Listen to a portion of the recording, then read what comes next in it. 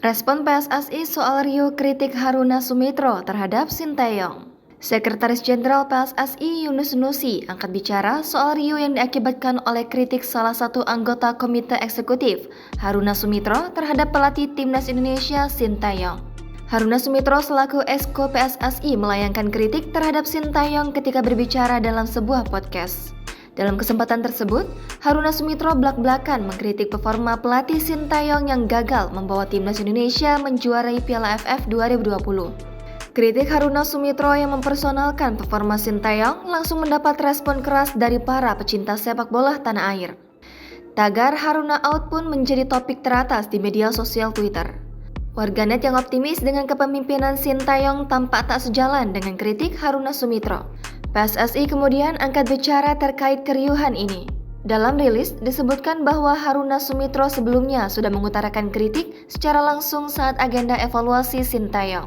Terkait keriuhan yang terjadi, PSSI melalui Sekjen Yunus Nusi mengatakan bahwa kritik menjadi hal yang wajar dalam sebuah diskusi dan evaluasi. Ketua Umum PSSI Muhammad Iryawan pun memaklumi lahirnya berbagai pendapat dalam sebuah diskusi di internal PSSI.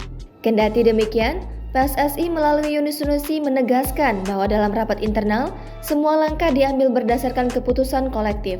Dalam rapat yang memuat kritik dari Haruna Sumitro, PSSI pun mencapai kesepakatan kolektif untuk tetap mempertahankan kontrak Sinteyong yang diketahui berlaku hingga 2023. Bahkan, PSSI bisa memperpanjang kontrak tersebut jika performa Timnas Indonesia di bawah kepemimpinan Sinteyong terus meningkat.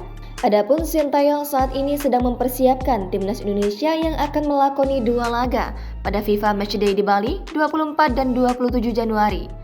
Terkini, Timnas Indonesia kemungkinan besar bakal menghadapi 2 laga persahabatan kontra Timur Leste pada rangkaian FIFA Matchday tersebut.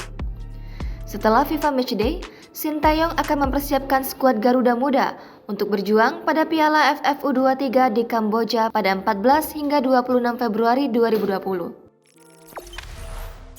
Jangan lupa subscribe, share, komen, dan like ya!